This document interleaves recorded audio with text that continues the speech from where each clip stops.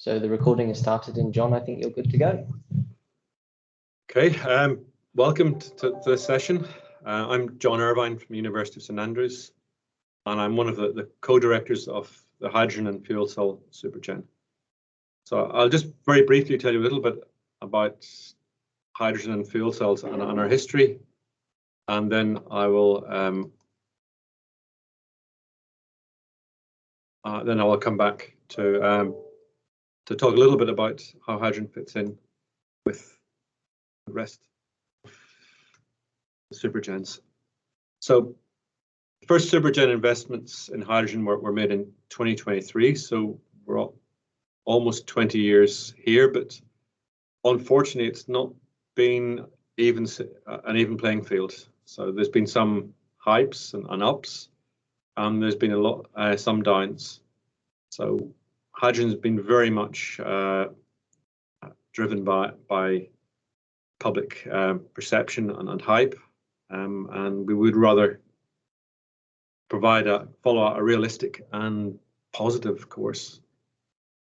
But now with net zero becoming so urgent, interest is growing with governments and industry, and there's an immense interest in hydrogen from all sectors. And I guess one issue we have is everybody sees hydrogen as the answer to problems. We tend to agree with that, but we also see that there's a lot to be done to make sure it does solve those problems. Also, the efficiency and flexibility of fuel cells, the growing interest, particularly in grid support and such things, and the technology and the mature products are maturing. Of course, COP26 is around the corner, and a little bit later, the UK hydrogen strategy is coming very soon as well. And it's already been launched in some senses, but it's building up with inputs which you're able to give. So really, hydrogen is now coming of age. It's not. It's taken a while since Jules Verne, but hydrogen is definitely coming. So just to show that the different aspects of the hydrogen program in terms of supergens, so initially separated into hydrogen production, storage, and fuel cells, then merged, and is now very much a core network and team. Looking forward to the next stages as the government strategy comes forward. So we're interested in, like all supergens, I guess, there's transformational research. I mean, you don't build the high TRLs, at least in the UK, or without having low TRLs to feed in. We need the early stage research to build the technologies going forward. And in parallel with that, informing net stakeholders, and a key role, and perhaps the most important role for Supergen hydrogen fuel cells at the moment, is building the academic base and partnerships across the sector. And we have a capability document that was updated just recently that you can find. This is perhaps the most important aspect of the Supergens. This is what we do.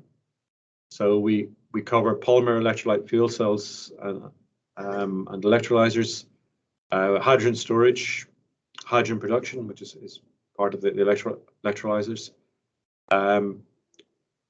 education and training, hydrogen and fuel cell systems, safety, solid oxide cells, both in fuel cell and electrolysis mode, policy, and research synthesis. And these are all things that my colleagues will introduce in the following talks. Key people involved are Paul Dodds from UCL, Nigel Brandon, who's the director, Nile Shah from Imperial, Tim Mays is a co-director from Bath, Vladimir Molkov from Ulster, I'm co-director from St Andrews, Robert Steinberg Wilkins, you'll hear from shortly, is University of Birmingham, and Ian Metcalf is the other co-director from Newcastle. And we've got a very strong, active and emerging industry advisory board. We've also been successful in sharing out projects across the UK with another more than 10 more universities involved in short one-year projects. And we've got good links to overseas partner universities. Something that you may find particularly useful is the white papers we've produced over the last 5 or so years on low carbon heat, energy security, future energy systems, economic impact for the UK, clean growth, and biomass-derived hydrogen. So these are all important documents that you can look to. And the key bit that I'd just like to highlight in my presentation is cross-cutting aspects. The best thing about hydrogen is it is the solution to almost everything. And the biggest problem for us is that we don't really have a home because we're supporting so many other technologies. And hydrogen has tended to become an item on its own, which probably isn't hydrogen's strength. It's really what hydrogen can do and how it makes things better that makes hydrogen so important. So in supporting renewables, both offshore and onshore, green hydrogen production and electrolysis, bioenergy, using chemicals and ammonia, supporting systems and networks, and energy storage. These are all things that hydrogen and fuel cells are very much linked to. Now, big challenge is producing enough hydrogen at low enough cost, and that's something that there's been 150 megawatt electrolyzers in almost 100 years ago in Norway. But it's a big challenge still, just getting the cost down. And these were based on hydro systems where the cost of electricity was free. So it's very close. It needs a lot of work, and it's a key challenge for us. And what you really need to develop something like hydrogen production is all at the same time having a means to use it. You can't just develop hydrogen on its own without having something to use it for. So one of the greatest challenges is to build production, handling, operation, and utilization all at the same time, because all these are expensive items. You can't deliver one on its own. So, for example, you have hydrogen being applied to marine applications, such as a hydrogen ferry. There's quite a number of hydrogen buses around. These are the Aberdeen buses I show here.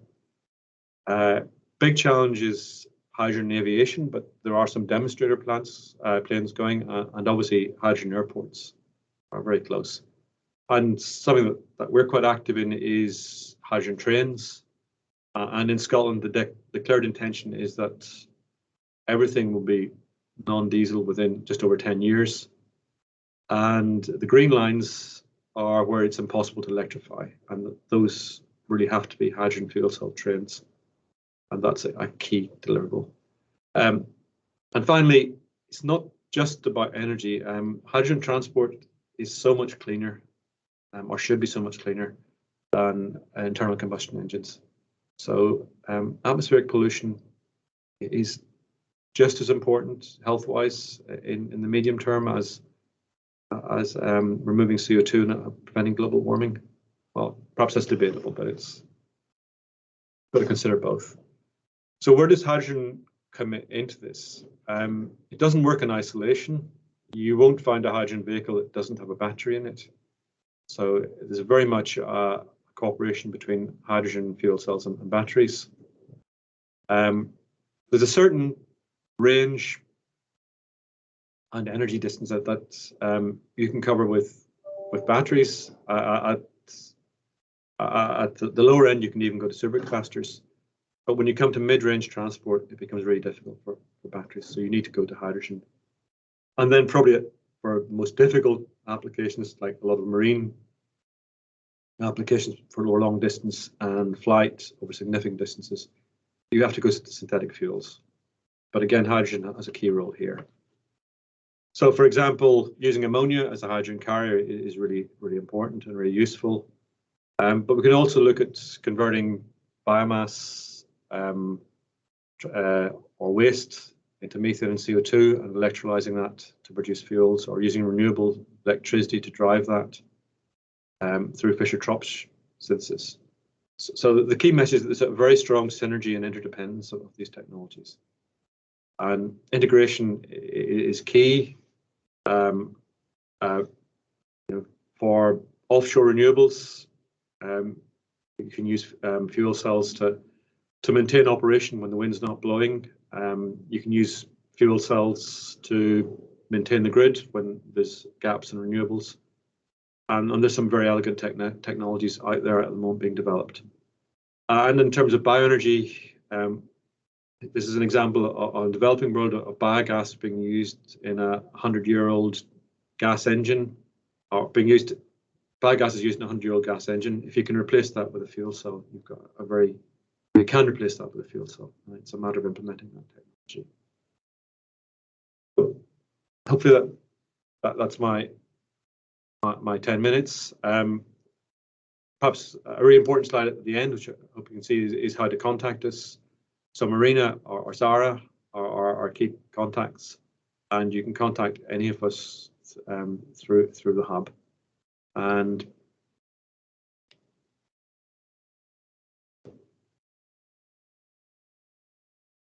myself, so I should be able to stop sharing and come across. And we'll have questions at the end, mainly, although we may have some questions between the key talks. So I'm very pleased to ask Paul Dodds to come up and give the first presentation. This is on potential roles of hydrogen and fuel cells in a net zero UK economy. So Paul, you can start. So Paul is a young professor at UCL, and then is the lead on the hydrogen policy aspects in the hub, and indeed very much in the UK. So thank you, Paul. Thank you very much, John. Great to see everybody today.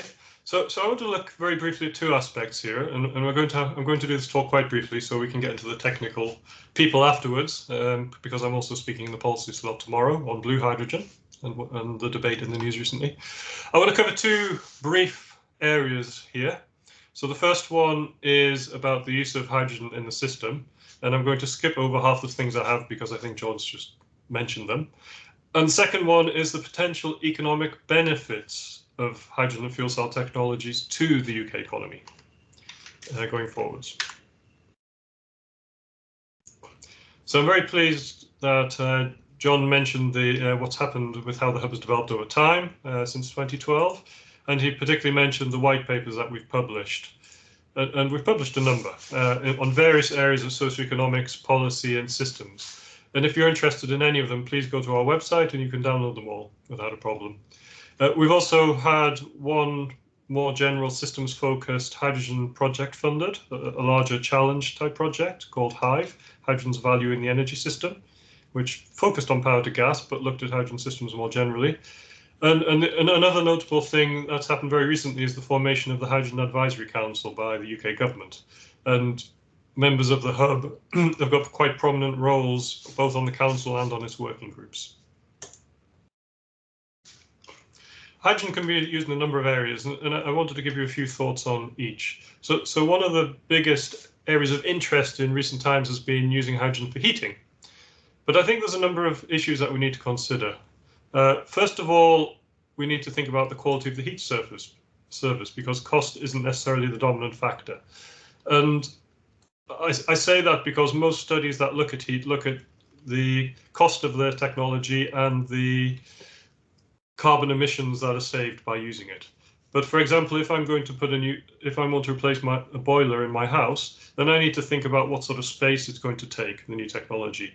Is it going to have a high enough power output? Is it going to be noisy? Is it going to be reliable? So there's all sorts of other factors that we need to take into account.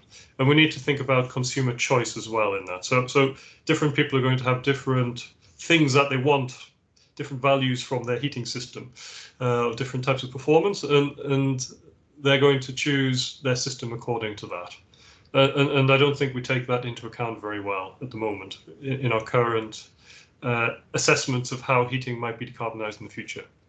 A second area I think that's worth thinking about is the politics of hydrogen for heat, which isn't considered very often. Now, in some ways, it's quite controversial for many people because it's considered the incumbents option. Essentially, the gas industry is coming and saying, please, can we have a lot of money to convert all the gas networks to use hydrogen? We'll go to everybody's house in the country and replace all of their hydrogen appliances for free, so to speak. At least people won't pay directly. They'll pay through tax bills or through general taxation. And then in the future, everybody will use hydrogen that currently uses gas, which is about 85% of the people in the country. And that's considered quite controversial by many people because it's stopping other entrants, new entrants from coming into the market by blocking it with the incumbents. However, on the other hand, converting the gas networks to deliver hydrogen might be the only way of actually decarbonizing heat for a number of people, because politically it's very difficult for a government to switch off the gas networks and tell people you need to buy another heating option, and by the way, it's going to be very, very expensive and it's going to take a lot of space in your house and it might not work as well as the boiler that you currently have and you'll probably hate it. So, but tough. So that, that's a very difficult sell for a politician. And so there's a need for fair business models that balance off these two diverse issues. I think it's quite interesting looking at how hydrogen for heat could balance electricity and hydrogen systems. So we've already talked about power to gas, and you can also have hybrid devices. So they might have a heat pump that you use most of the time, but you have a top-up hydrogen boiler. Or similarly, you have a hydrogen micro CHP fuel cell. And you have a boiler that's attached to that, and when you need peak power, you use the boiler, or if the electricity system is under pressure, then the boiler is used, and otherwise you use electricity because it's more efficient. So there's a lot of interest and potential roles for hybrid devices, as long as we set up the market so they can actually have a fair playing field and be used in a way that reflects their value to the system. Historically, transport has been the area that hydrogen has had the most interest in for fuel cell vehicles. And there's currently a trend towards battery cars, I think, and fuel cell vehicles for heavy duty vehicles. So essentially we use batteries in everything we can, and where electrification doesn't seem like it's a realistic option, then we start considering hydrogen. Now that could be tipped in a couple of ways. So first of all, we could have a battery breakthrough on the horizon. So for example, if we managed to make a lithium air battery that was sufficiently good with a high enough energy density that you could charge rapidly enough, then perhaps you would be able to use batteries in heavy duty vehicles as well. And that gets to another point, a similar point to last time. So the quality of the service is really important. So you need to have that range. You need to be able to refuel it quickly. It needs to be able to do what you want. And after that, people don't really care what's inside the box. I think air quality is going to be a key driver for all low emission vehicles in the future. So actually now we're getting to the point where they're starting to come into the market on a substantial scale. I think we could see a tipping point quite quickly where many of the new vehicles become low emission vehicles, whether it's batteries or fuel cells. I also worry a little bit about changes in vehicle use, and particularly about self-drive vehicles and how that might affect the market. So for example, if you have self-drive vehicles, you might be much more likely to use taxis than you are at the moment because they're likely to be much cheaper. And in that case, there will be a move towards cars that are used more often, in which case capital costs become less important and fuel costs become more important, and the high capital costs vehicles become much more competitive, and battery cars and fuel cell cars are high capital cost. Now, if you'd asked me a year ago whether battery vehicles had already taken the car market, then I'd have probably said no, I don't think they have. So historically, if I look over the last few years, there's been quite a lot of hybrids built. There's been a smaller number of plug-in hybrids, but there was very few batteries until 2019, 2020 financial year. And then suddenly in the last couple of years, it's taken off. So last year, 20% of all the vehicles were battery vehicles. In fact, although the number of vehicles sold reduced quite a lot through the pandemic, the number of battery vehicles sold didn't. And so battery vehicles are really starting to take off now in a way that they never have before in the last couple of years. And on the fuel cell side, it is now possible to buy a commercial fuel cell vehicle, but its refueling is still very hard, and there's still very few companies that sell them. So we're still a few years away from them being part of a mass market, I think. John's talked about a number of emerging markets for hydrogen, and we are trying to model some of these. So, for example, when we model synthetic fuels for aviation, we see those synthetic routes becoming very important in a net zero system in a way that they never did when we had an 80% target. So all those types of new technologies are suddenly becoming very competitive, which is really interesting. One of the issues we have is that future demands for hydrogen are highly uncertain. So in some scenarios we ran, we had demands in 2050 varying from 2 megatons per year to about 19 megatons per year. And in each case, that was across several sectors. Hydrogen is very flexible, but depending on the assumptions you make and the technologies that you use, it really can vary very widely. Now, the most recent white paper we did was on innovation. And we were interested in understanding the strength of the UK hydrogen fuel cell industry, the strength of academia, the strength of innovation, and to understand the prospects and opportunities going forwards. And so part of our work involved doing surveying businesses. So we found 200 UK businesses, almost 200 UK businesses working on hydrogen and fuel cells, which were a mix from large to very small, and which were spread across the country.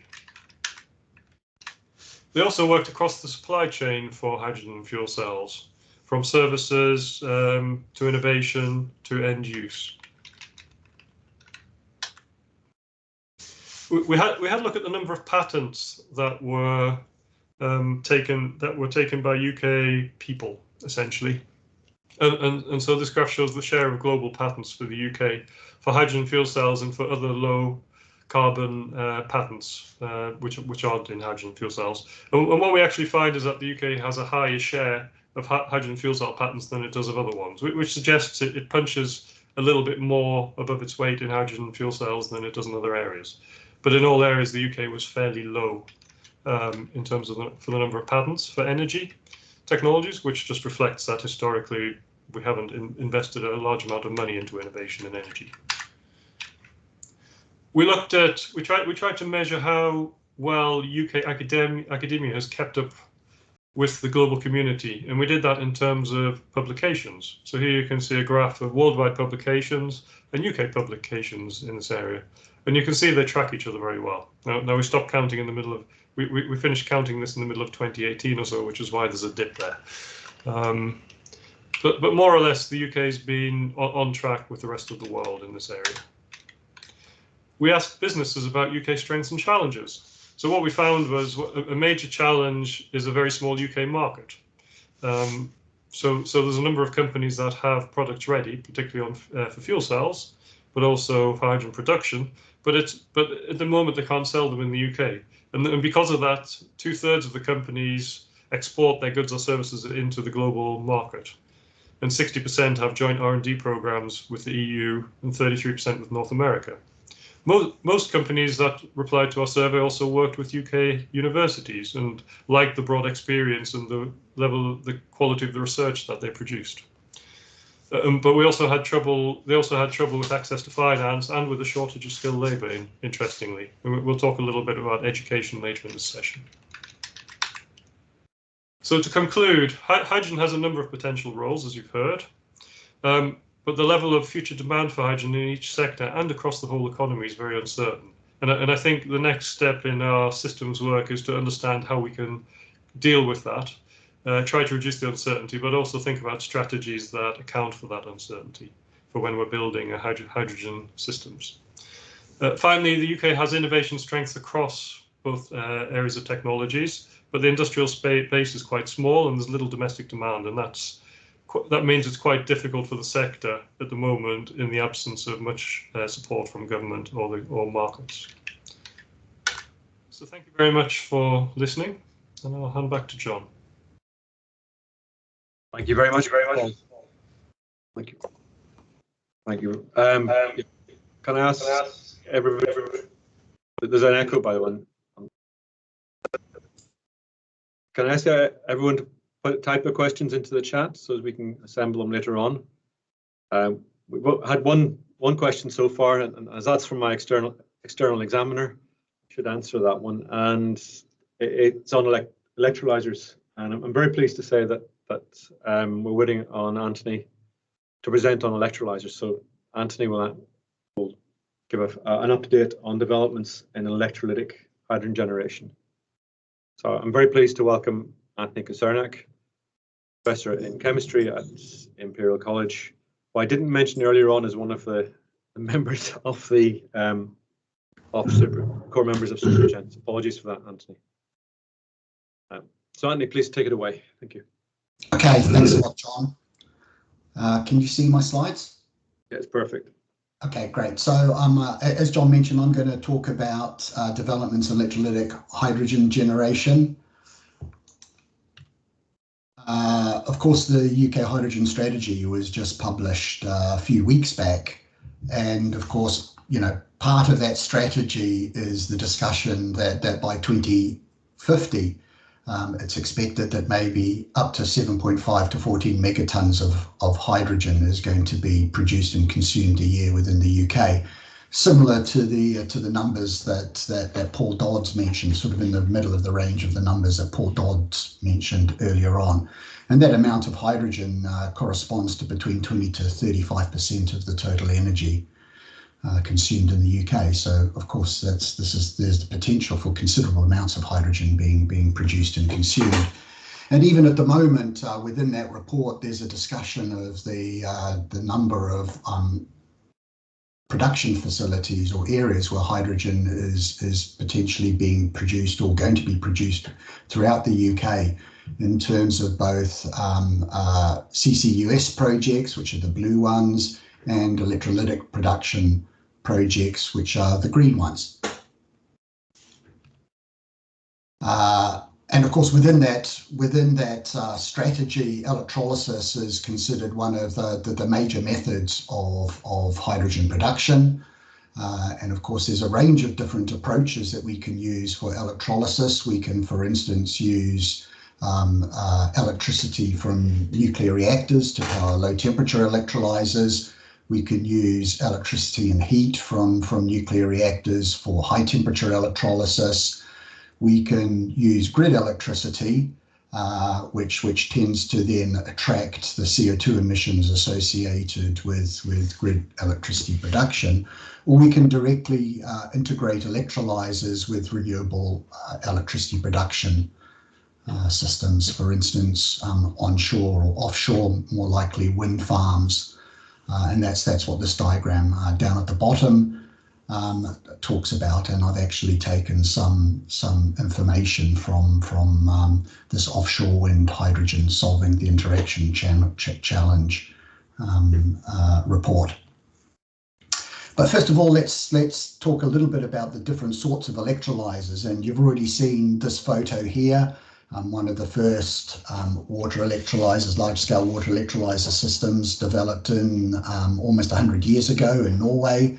That system consumed 135 megawatts of hydroelectric power to produce 65 tons a day of hydrogen and ran to the 1970s. In principle, there are three different types of electrolyzers that we consider. And in the future, in all likelihood, all three of these different sorts of electrolyzers will operate because they actually target different sorts of areas. The sort that we talk here, and I should say there's also, in terms of increasing technology readiness level, in terms of how long these electrolyzers have been produced and how large they are, there's sort of a gradation. The most technologically mature are these liquid alkaline electrolyzers that operate fairly close to room temperature. On one side, for all of these electrolyzers, we take water and we electrolyze them. On one side, we produce hydrogen. On the other side, we produce oxygen. That oxygen is typically vented to the atmosphere. So these liquid electrolyzers of the type mentioned here Typically, the largest module for these types are of the order of 5 megawatts. That means each module or each stack can produce 2.1 tons of hydrogen a day. They have time responses of the order of minutes time scales, and their turn down abilities, their ability to operate at part load is moderate. And one of the benefits they have is that they're relatively mature technology and they're relatively low cost. The polymer electrolyzers utilize a hydrogen conducting polymer as the electrolyte, and again they operate at similar temperatures. But in these systems, you don't need to use a liquid electrolyte. Instead, it's all the electrolyte is a polymer. Example of that are the systems produced by ITM Power. Typically, the largest module you can get today is of the order of 2 megawatts. So that's the largest single module. And then what you do is you replicate those modules. 2 megawatt module produces about 0.9 tons per day of hydrogen. And the largest systems with multiple number of these modules is of the order of 50 to maybe 100 megawatts. And the benefit of these polymer electrolyzers is that they have they're very high intensity. They operate at typically higher current density, so they produce more amount of hydrogen per volume. And they've got very good time response. They can go, for instance, from basically idling to full power in very much less than 10 seconds. So they've got good response. And the technology with the lowest technology readiness level, but potentially with the highest efficiency are the high temperature solid oxide electrolyzers, and these utilize a metal oxide ceramic. They operate at much higher temperatures of the order of 800 Celsius or so, utilizing steam. And again, the basic reactions are the same. In terms of the technology readiness, they're much earlier. The largest module is about 1/10 the size of the polymer electrolyte system. And these systems operate much better if you just operate them continuously rather than fluctuating the energy input. And the other point to point out about electrolyzers is one of the benefits you get out of them is that you get isothermal hydrogen compression. That is, you can compress the hydrogen directly within the electrolyzer, and that comes at relatively low power costs. So if we look at the possibility of water electrolysis in the future in the UK, and again I take this I take these graphs from this report here, you can see that in 2030, where we've got onshore or offshore polymer electrolyte electrolyzers, that the majority cost of the hydrogen, which in 2030 is estimated to be about £2.20 per kilogram, the majority cost of that hydrogen comes from the cost of the electricity from the wind farm. And when you compare that to hydrogen produced from SMR, steam methane reforming or autothermal reforming, the hydrogen is somewhat more expensive. As you go forward to 2050, not only do you see a decrease in the cost of the electricity, but of course you also see a decrease in the cost of the electrolyzers themselves, the capital cost of the systems, and those reduced by about a factor of 2.5, so that then the hydrogen produced becomes similar in cost to that produced from steam methane reforming or autothermal reforming at about £1.60 per kilogram. If we look at where the decrease in the cost of the stacks come from, you see that today the cost of a stack is of the order of around 500 to 600 pounds per kilowatt, and about 50% of the cost of the system comes from the stack, with the other 50% coming from things like gas conditioning, power electronics, etc. And that over the course of 30 years, the cost of those stacks are predicted to drop by at least a factor of 2, and potentially they can actually be much more. And the question to then ask is what sort of research do we need to be doing in order to actually enable all of this to happen? And so typical discussions with various people in both the industry and academia to highlight the different areas that need to be worked on sort of focus on these sorts of areas. So for instance, for PEM water electrolysis, there's discussions about testing standards and advanced membrane materials, large-scale cell systems, and things like thermal management. For alkaline electrolyzers, membranes are quite important, as is hydrogen drying. For solid oxide electrolyzers, reduction in operating temperatures and manufacturing is really important. And of course, there's a certain amount of cross-cutting issues, such as gas conditioning and test protocol harmonization, that become quite important. So let's talk a little bit about the research that we've been doing within the hub on water electrolysis. So when you look at, for instance, the operation of a PEM electrolyzer, one of the important things is to try and break down where all of the losses are occurring as you increase the rate of hydrogen production. And especially for PEM electrolyzers, one of the interesting things is actually the amount of overpotential, the amount of energy required to drive the hydrogen reaction is actually very, very low. In fact, our research has shown that you need as little as 1 microgram per square centimetre of platinum in order to catalyze that hydrogen reaction in a water electrolyzer. Typically, of course, in real electrolyzers, you have much more than that, but 1 microgram per square centimetre is actually the catalytic requirement of that. Rather than the hydrogen reaction, it turns out that the oxygen reaction, because of course when you electrolyze water, you not only produce hydrogen, but you also have to produce oxygen at the same time. It's that oxygen reaction that where you get the majority of your losses. So, and that's because the oxygen reaction is actually quite a difficult, complicated reaction to occur. So it's actually the co-production of oxygen that you have to perform that actually where most of your losses occur. The other major area of losses are so-called ohmic losses, and these are due to the resistance of the materials that you use within your electrolyzer.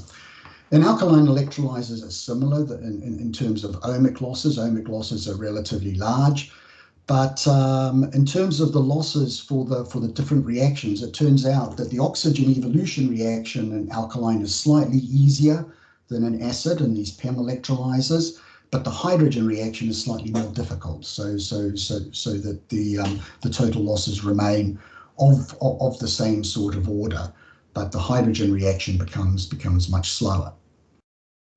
So other work we've been doing is trying to ascertain what these individual losses are within electrolyzers, within these different sorts of electrolyzer systems, and that becomes important because it actually gives us ways of optimizing the system, reducing the requirements for catalysts, and also improving their operation and their durability. And for instance, examples are sort of understanding different sorts of catalysts and the performance of the catalysts as a function of operating conditions. And in these, with this sort of work, we've been able to follow the performance of catalysts over 5 orders of magnitude in performance. We've developed new electrodes which allow us to thrift or reduce the amount of precious metal we utilize in these electrodes. And for the alkaline electrolyzers, we've been looking at development of new catalysts. For instance, these ones are based on transition metal phosphides, which show higher activity for some of the fundamental reactions. Also, what's important for the alkaline systems is to try and move away from using a liquid electrolyte to something which is more akin to the polymer electrolyte electrolyzers that I mentioned earlier on. So there's been a lot of work in trying to develop polymers which are actually hydroxide ion conductors as opposed to proton conductors. And these are plastics which could then be applied to alkaline electrolyzers and actually produce alkaline electrolyzers operating in a similar way to the proton conducting polymer electrolyte electrolyzers. And this is in a much earlier stage. The performance is similar to what is seen in liquid alkaline electrolyzers, but still about a factor of 5 lower than seen in the acid-containing polymer electrolyte electrolyzers. Not to leave out solid oxide electrolyzers, our chair has been doing some work on development of high temperature solid oxide electrolyzers and understanding new ways of actually generating catalysts on the surface of the materials through this really beautiful exsolvation technique, which allows the growth of catalyst particles on the materials utilized within the solid oxide electrolyzer. And here you see the performance. So in this case, the hydrogen production rate increases as you go from right to left. So this is higher hydrogen production rate. And here you see the really strong effect that temperature has. As you increase temperature, you increase the efficiency. But of course, the desire in these high temperature systems is to try and operate at lower temperature. And the other point to note about these solid oxide electrolyzers is that one of the benefits they have is that you can run them forwards and backwards. So you can run it them as an electrolyzer to generate the hydrogen, but then you can actually reverse the process and actually take that hydrogen and combine it with air to operate it in fuel cell mode. So this then becomes what is a reversible fuel cell. So just keeping an eye on the time. One of the issues we have with water electrolysis, as I mentioned beforehand, is that first of all, the oxygen evolution process is very, very sluggish. But the other issue we have is that actually our product doesn't really have very much value. That is that if we look at the value of the hydrogen we produce per 1 kilogram of hydrogen, 1 kilogram of hydrogen or 1 ton of hydrogen is worth about $2,500. Actually, for every ton of hydrogen we produce 7.9 tons of oxygen, and the market value of that oxygen is about $60 a ton. So that you see the value of the oxygen you produce is actually really quite small compared to that of hydrogen. So you could ask the question, is there something else that we could produce or we could oxidize instead of water to produce something which is more beneficial? Now, the most trivial case of that is actually where we oxidize hydrogen in our electrolyzer. So that might seem, a little bit counterintuitive, but in this case, we have a system where we take hydrogen and we oxidize it on one side and we evolve the hydrogen on the other side. But the benefit of this approach is that this is an electrochemical hydrogen pump, because what we're doing is we're taking an impure stream of hydrogen on this side. We are then oxidizing it, we're then re-evolving the hydrogen here, and we actually produce a pure stream of hydrogen on this side. And the benefit of this is it allows us to separate the hydrogen from diluents and poisons. And it also allows us the possibility of doing that and at the same time compressing that hydrogen. And we've done a lot of work at Imperial College and also with a Dutch company called Hyatt looking at this process. We've also looked at it for recovering hydrogen from dilute streams and also streams which are potentially poisoned or have a range of different contaminants in them, for instance, from reformate or streams that, for instance, contain sulfides. I think I'm just about out of time, but I just want to point out that instead of evolving oxygen, one of the other things we could think about is evolving something else, some other oxidant, during our hydrogen evolution process. And the reason why that might be beneficial is that if you work out the amount of material you produce in this co-electrolysis stream, the value of your products can be much more than that of hydrogen. And the exemplar of that is the chlor-alkali industry. Chlor-alkali industry actually consumes about 0.5% of the electricity in the UK. Chlor-alkali electrolyzers look very much like water electrolyzers, in fact, but the value of the hydrogen is only about 7% of the total value stream produced in a chlor-alkali electrolyzer. And in fact, 10 to 15% of the hydrogen produced in the chlor-alkali industry simply isn't used, it's just flared off. In fact, most of the hydrogen that's used is just burned to provide process heat. So this is an example where instead of producing oxygen, we can produce some other product, and that product means, because of the value of that product, will significantly reduce the cost of hydrogen. And here are some of the examples that we might want to consider. For instance, the production of hydrogen peroxide, ozone, or persulfate. Or the other possibility is the generation of some other oxidant that might allow us to utilize the 100 million tons a year of lignin that's produced from the paper industry. The one thing I haven't really had a chance to talk about is that instead of just producing hydrogen, we could also consider, for instance, taking CO2 and reducing CO2 to, for instance, syngas or other potential species. John, back to you. Great. It's quite a sharp finish. Thank you, Anthony. So thank you very much. That was excellent. We've got a number of questions. They're still fairly general, so please take the opportunity to add some more questions to the chat.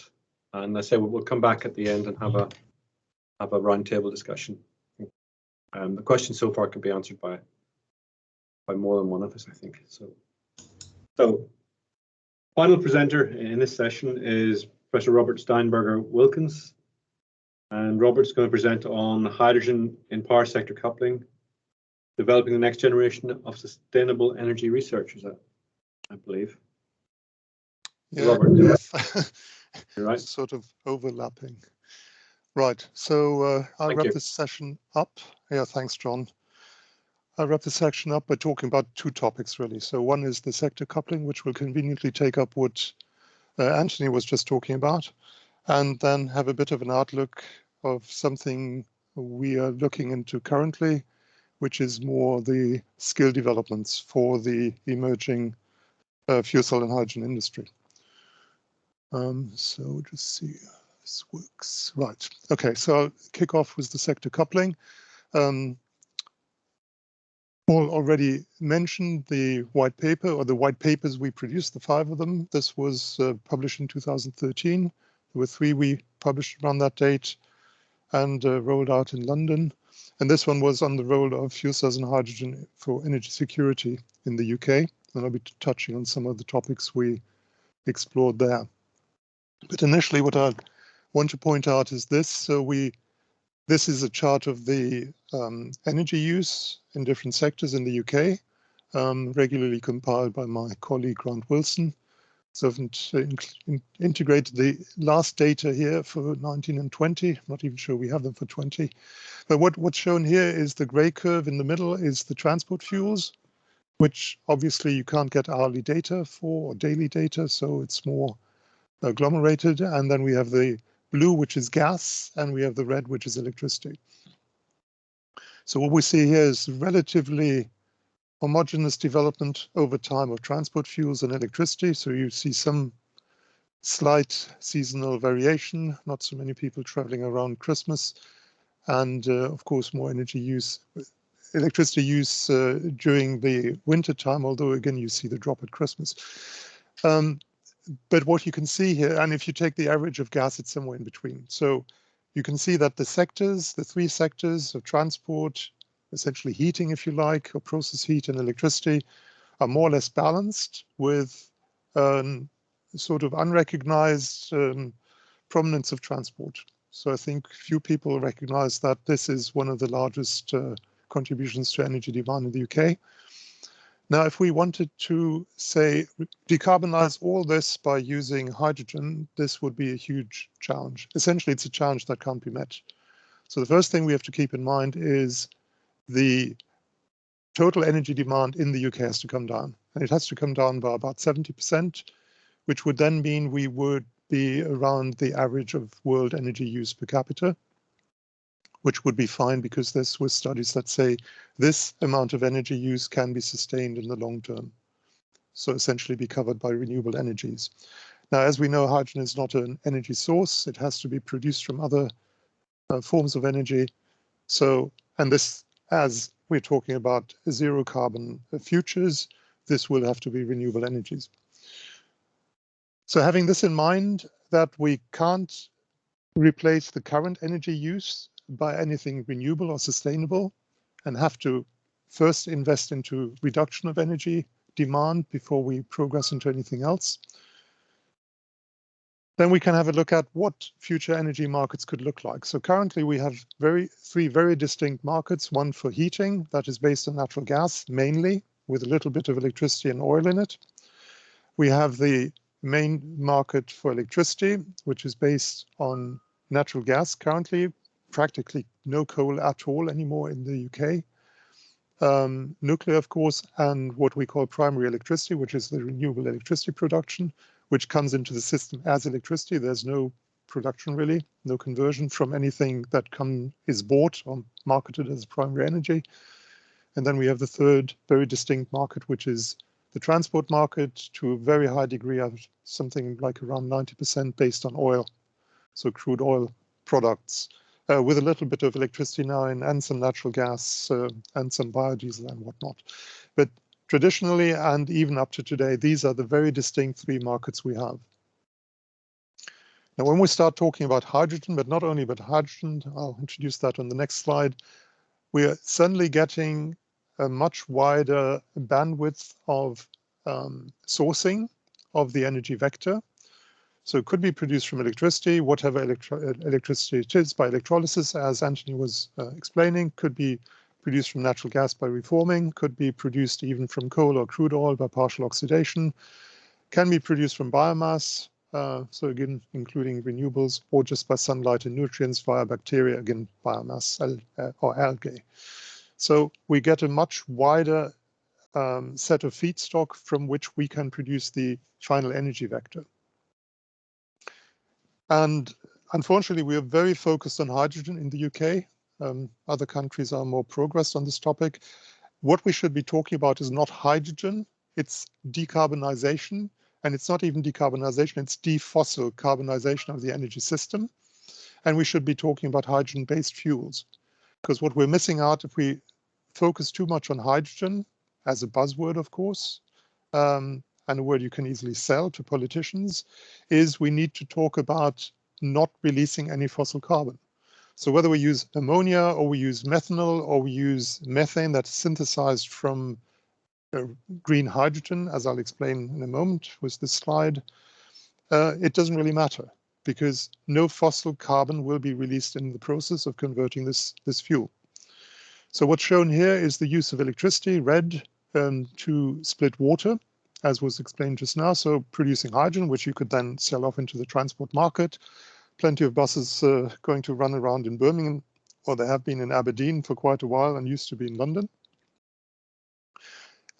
Then run this hydrogen into what you call a Sabatier reactor. It's a methanation reactor using carbon dioxide, and then produce what we call synthetic natural gas, so pure methane, which is even higher quality than the natural gas you'll find in the grid.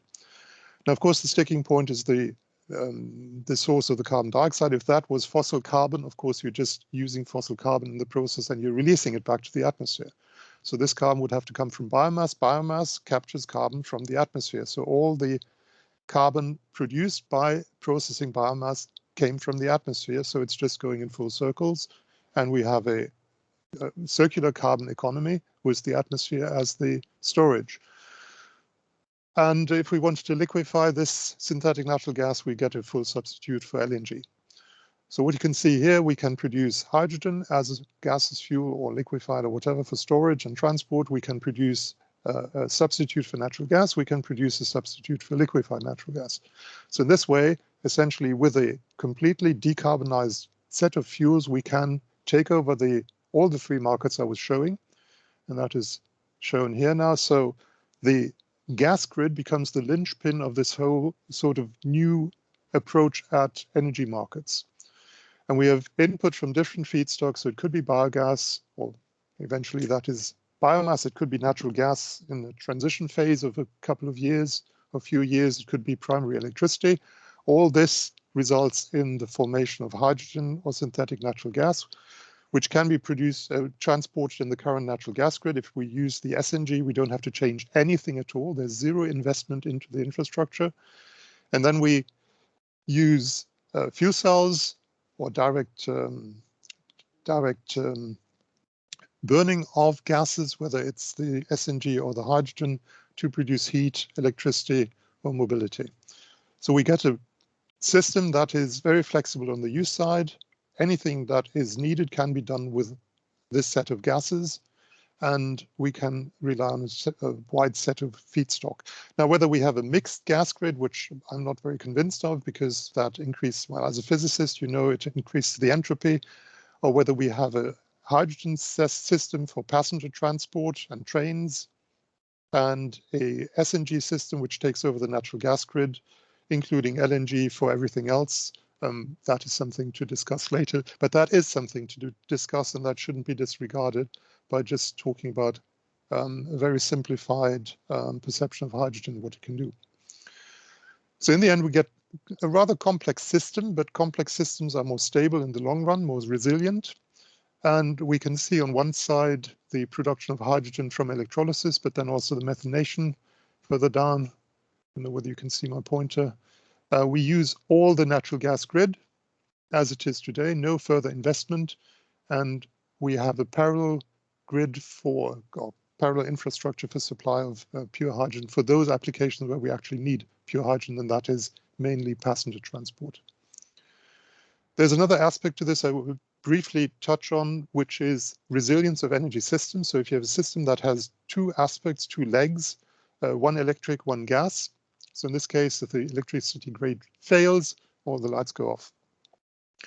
And if we have a system where we also have fuel cells in buildings that would turn gas into electricity, then we can switch the lights on again. So buildings can island, they can separate from the grid and run their electricity and of course heat supply off their fuel cell, off the gas grid. So you can have single buildings, you can have whole parts of the grid, as you call it, black starting and building up the supply again. So in the event of major disasters like we're seeing in the USA currently, or we've seen in many parts of Europe across the last couple of years, where sometimes the electricity supply went down for weeks on end, so months, a singular islanding supply can of course even save lives. So I'll move on to my second topic, which is education, training, skills development. We've been running a number of projects, also supported by the hub, so the Supergen H2FC hub, in developing different approaches to education. And I'll explain what that is about. So the starting point is work we did about 8 years ago in the EU set plan education, and we were requested to set out the demands for education and skill development within the EU, which the UK was still part of in 2013, for supporting the emerging fuel cell and hydrogen industry. And what we did is we looked at potential production numbers and from that estimated or tried to estimate what the number of trained workers would be in the year 2020 and 2030. 2020 is past now, so. And in 2030, we came up with a number of about 200,000, of which 100,000 would be workshop workers or factory floor workers. About 50,000 would be trained technicians, so what we sometimes call engineers in England, and 50,000 would be university trained engineers, so people or scientists. This is a huge challenge. You can't possibly train 200,000 people over the next 10 years. That would require thousands of people being trained per year across Europe, including the UK, and these courses just don't exist. So you'd have to rely on the main body of these people, about 2/3 to be trained by reskilling, but you'd still need about 100 to 200 university type courses, master's courses across the whole of Europe, with about 20 students per course to be run across the next 10 years. And this is something we have started in Birmingham. So building on previous projects like the European Summer School, like the NoHi project I'll come back to later, what we've developed is a master's course that can be delivered in blended delivery mode across Europe by different universities, by supporting local capacity at universities, which would not be sufficient to develop a full course or full program. So relying on 1 or 2 lecturers on site, doing all the practical work like lab work and the research projects on site, but being supplied with teaching material and e-learning material via learning management systems like Canvas, Blackboard, Moodle, or whatever. And this has been supported by the joint undertaking, and we've also done some work in this respect supported by the hub. So it becomes sort of mixed delivery of part on-site teaching, with a lot of online delivery, and in that way having access to a full program for a university that would otherwise not have the capacity. And in that way being able to build the capacity to train enough people across Europe. And just as an insight, here's the titles of the different modules, so 12 modules in all. The students have to absorb. We're starting the program or the course on the 27th of September, so in 4 weeks' time, or 3.5 weeks' time from now, in Birmingham, and going through all the basics of fuel cell and electrochemistry knowledge, hydrogen, and then moving into the more advanced and specialized topics. So in the future, there will be more optional modules. Currently, we've just stripped it down to the bare necessities to be able to start. Know-how was the predecessor in so far as it was also a blended learning offering, but this was targeted at technicians. So shorter course, kind of a simpler level for people actually involved or in the future involved in handling equipment in a workshop. So you can see here a number, so there's a basic module and then a number of more specialized modules. And in the end, you'd come into the workshop or into a laboratory for a 1 day's training and then take your exam there. We're currently developing hybrids of this with Northern Ireland, Irish partners and with Australian partners, and potentially also others on the continent. And just to mention this, the summer school that started in 2004, so we're into our 18th year now, a very concentrated offering for PhD student level education, running from next week in close to Athens, and having a special module specialized on low temperature fuel cells and electrolysis, high temperature fuel cells, electrolysis, and batteries.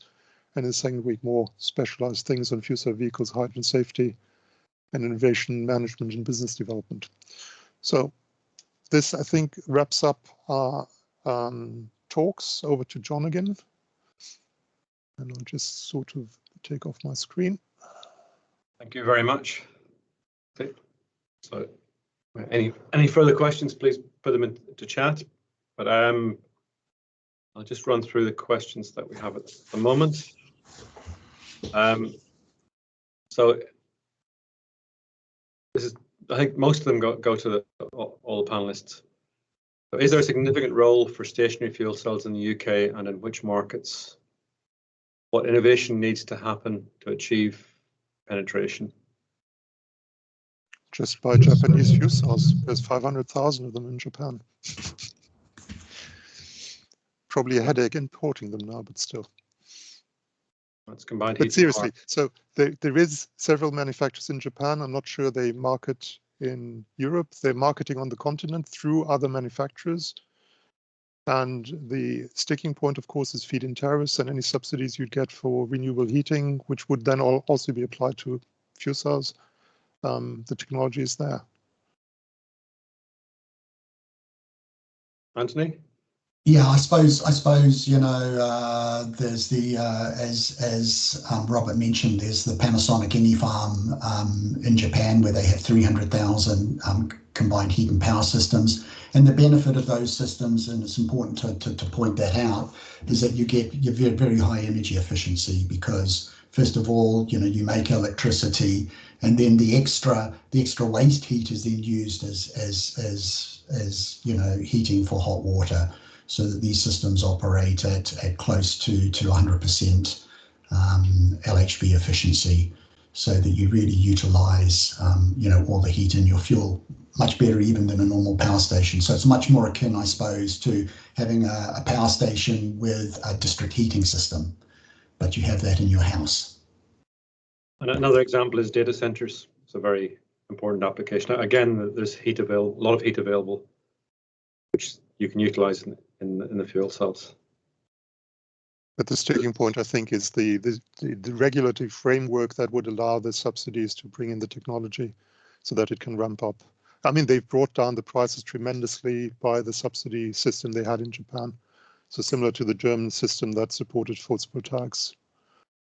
If you look at solar cells and you see how widespread they are, that's got to be how fuel cells would.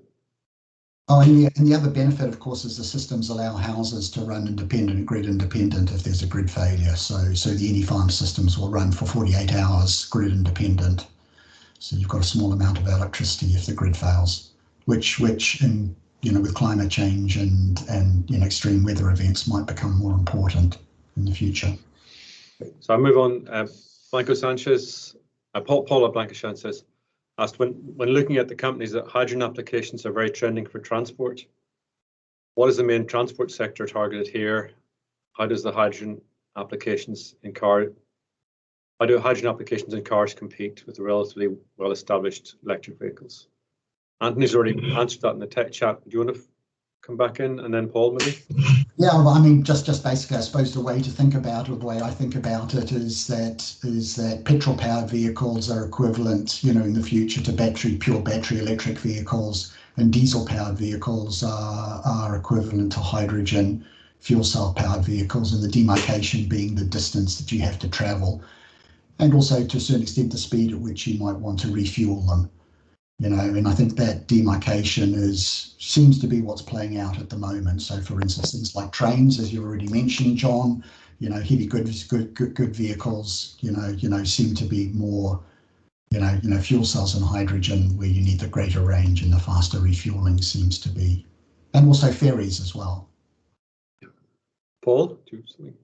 Yeah, I mean, so most of the companies who are developing vehicles are fairly small.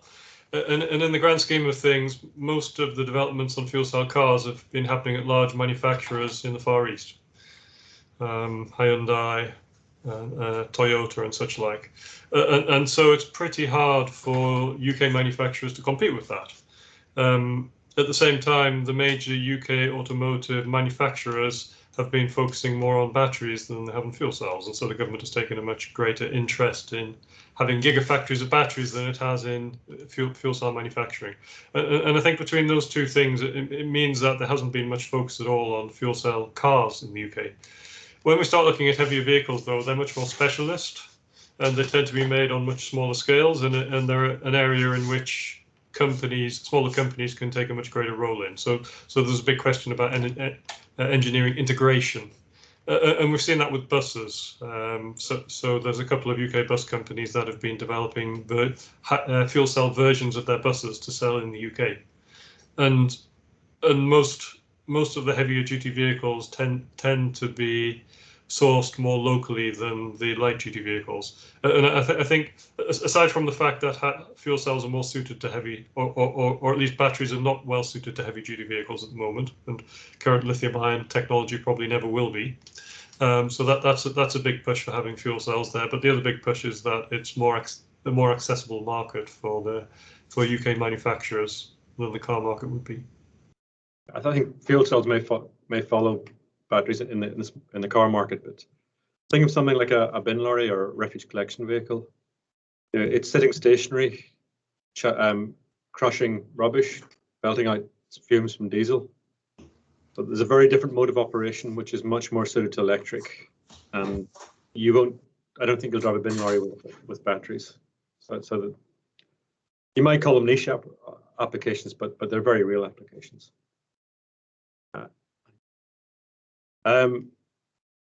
John Barton says the cost of electrolysis using renewable electricity is dominated by the cost of electricity. But what assumed utilization factor and at what cost per kilowatt hour of wind or solar power? Yeah, I posted the response. You posted the response already. So, yeah, which just sort of points to the offshore. But of course, it's true. It is highly variable, and it depends where your electricities come from. Maybe Paul would be a better person to speak about this because you've probably got, good understanding of this area. Yeah, it's a good question. So if you're using offshore wind, you can probably get up to 45-50% capacity factor. That's the general capacity factor of offshore wind. So there is an opportunity there. Now that offshore wind, based on strike prices that have been agreed, offshore wind is cheaper than wholesale electricity. So there's actually an option there for people if they have the means to put it in place to have a direct connection from offshore wind to electrolyzers, to cut out the grid and to use electricity that's cheaper than grid electricity would be, or if they do use the grid, to maybe top up at other times. And that's something companies are starting to look at in the UK. So, for example, on industrial sites, that might require hydrogen in future, industrial clusters, to have a direct offshore wind link to those sites, providing both electricity and providing for the sites, but also providing electricity to electrolyzers to produce hydrogen where that's needed. And I suppose that was the finding with the electrolyzers that I put up, you know, and also John, you know, those ones in Norway where you had a stranded hydroelectric, you know, dam, and they were using that hydroelectricity to generate hydrogen locally and then convert that to ammonia and export it.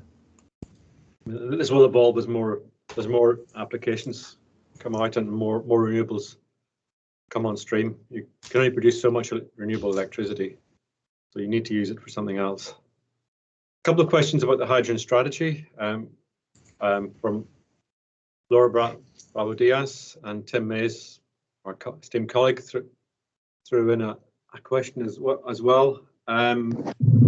How do we consider that the strategy was launched last in comparison to the EU one in 2020? What are the main differences? All you've probably looked most closely. I think in the UK strategy, there was certainly a lot of questions to be resolved and inputs requested. I think that's one practical difference. Yeah, I mean, I think it's important we have a strategy, so that's the first thing to say. It's been quite a long time coming. It's interesting. There's been a big focus on blue hydrogen versus green hydrogen as part of that. You know, I mean, it's an important question, and the fact that the strategy came out just about the same time as a somewhat controversial paper from the States that got a lot of attention, that basically said blue hydrogen is worse than burning coal. As maybe unfortunate timing, but I mean, I think there's very good reasons why you can say that that paper is not realistic in terms of what we'd be doing in the UK if we did use blue hydrogen in the UK. Yeah. But I don't think we can sell blue hydrogen. I've heard from Europe that they won't buy hydrogen from the UK if there's blue hydrogen in the mix. So your export market disappears, which in Scotland is a major thing. Yeah, no, I mean, it's interesting. So I wonder how you do. There was also a consultation on a green hydrogen standard, and a paper put out on life cycle emissions for hydrogen, which cover the upstream emissions that you would have for blue hydrogen, which are the big issue here. And part of setting up a standard is deciding how you actually count hydrogen. So, for example, if I look at renewable electricity, I can't separate the electrons coming out of my plug from or going through my plug from renewables or non-renewables. And you have a similar challenge with hydrogen. You know, hydrogen is hydrogen once it gets into a distribution system. And so actually saying we won't take blue hydrogen, does that mean that they won't take any hydrogen if blue hydrogen was used to produce part of it? Or does that mean that we produce certificates for green hydrogen? And as long as we have enough certificates to show what we exported is green, that's okay? I don't know. So there'll be, it turns into a complex accounting issue and having a lot of discussions on governance. But that is already done in the green electricity markets. It's essentially all there already. Probably also the major difference between the two strategies is the European strategy only talks about 13 to 14% of European energy being hydrogen, whereas the UK strategy seems to be much larger at maybe 20 to 35% hydrogen. You know, along with the fact that the European strategy is all green hydrogen, whereas the UK includes blue. Okay. I don't know how much longer we've got left, but going to the, is there any influence of Brexit on education, Robert? Yes. Is that going to harm our ability to produce new courses? Because there's been a lot of support from Europe. In some way, yes, because we're cutting off all the continental European students. I mean, there's no point of anybody coming from France to study in the UK anymore. You pay 24 grand for a year, which you used to have the home student rate, which was much less. So either 9 for undergraduates or 4 and something for the PhD students, and those students have just left. And the question is, as more English-speaking courses are built and programs are built across the continent, that will grab a lot of the international students we currently have. Although the one thing to say is the UK system is not quite aware of what the strength is. And the strength is we have 12-month MSc programs. So instead of having 2 years where you pay 10,000 euros per year, you pay £24 for 1 year. You finished faster. Of course, the quality is not exactly the same. So the quality of the research projects is really bad. But nevertheless, these students come back as good PhD students. So we are losing the EU students. Yeah, we are. And add to that the Erasmus scandal, and of course, so it's hard to say. It's not really having an impact on the educational system, but it's having an impact of the mix of students we have. I'll try to squeeze at least one more question in, and then I'll probably get shut down soon. So Patricia asks, in the bioenergy hub session, 2 topics came up. One is the viability of separating hydrogen from biogas, and one is the sensitivity of applications other than fuel cells to impurities in the hydrogen. Yeah. Robert's already promoted the idea of a composite gas network, which would go with not even separating the hydrogen from the biogas in the first place. And if you have stationary fuel cells, which are high temperature fuel cells, you don't even care about what the composition of the gas is. The value would be if you wanted to use it for transport and you needed very high purity hydrogen. That's where the separation becomes really, really critical. And Anthony partly covered that already.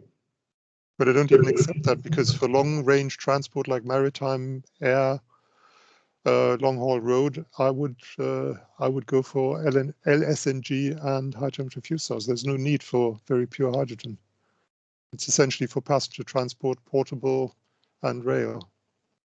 But in the next 5 years, it's going to be hydrogen.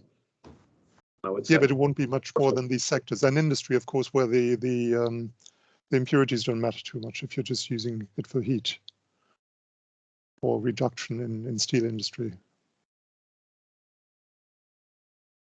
Okay. Okay. Do we have to close now? I'm waiting for that question. Quite happy to carry on. Let's see when somebody stops us. Do the panel see the emerging green production being developed around centralized electrolyzers, or is it more realistic to have smaller production sites close to renewable generation sites? Anthony?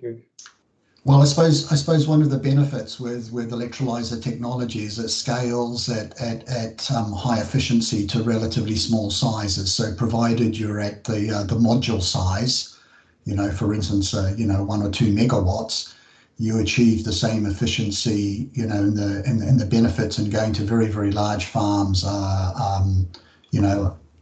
there are some further benefits, but you maintain high efficiency at relatively small scale. So that's, I suppose, one of the benefits with electrolyzer technology is that even at relatively small scale, you achieve still the same high efficiency.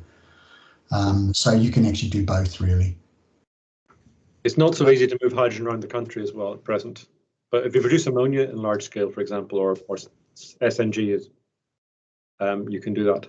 Paul? Yeah, I could see small electrolyzers having a big role at refueling stations. So particularly at the start of a transition towards hydrogen, if we were using hydrogen on a relatively large scale for transport, then if you're starting to put blue hydrogen into any sort of pipeline network, it becomes it's quite expensive to get it to the sort of quality that you need for refueling stations for vehicles. And so in that case, perhaps we would produce the hydrogen separately for refueling applications. May I just offer another view? Essentially, you have to decide, is it easier and cheaper to use the electricity network for transport of energy or the gas network? And do you have a means of transport for the hydrogen? That is the sticking point. And the other one is regulatory regulation. So, for instance, if you in Germany try to have a local electrolyzer at a fueling station, you'll pay so much for grid use that it totally destroys your business case, but utterly destroys it. So either you have direct access to the wind farm and you can get the electricity at 3.5 pence or something per kilowatt hour, or it just doesn't fly because you have to pay for the grid usage. Yeah. Also, I think grid isolated hydrogen production may attract better subsidies. Right. The discussion is that might be much preferable, and that'll make a huge difference. And Dan's grid usage fees, grid usage fees, of course, is regulation. That's the point. Sorry. The last question, Kwang Dao, is a very nice question. It's how do we address intermittency, and that's exactly what the likes of Anthony and Robert and I want to do in the coming years. And I'm sure Paul wants to help us get the policy of that. So thank you very much, and I'm sure Daniel wants me to stop now. Thank you. Yeah, no, I as much as I've really enjoyed the discussion, and I think this has been a really interesting session, we must stop because our next session starts at 12:30, so we must allow people some break. So thank you very much, John, for leading that session, and thank you to all of you for presenting and speaking. Thank you very much for having us. Thanks a lot, and Thank you. See you later. Thank you. Bye. Bye.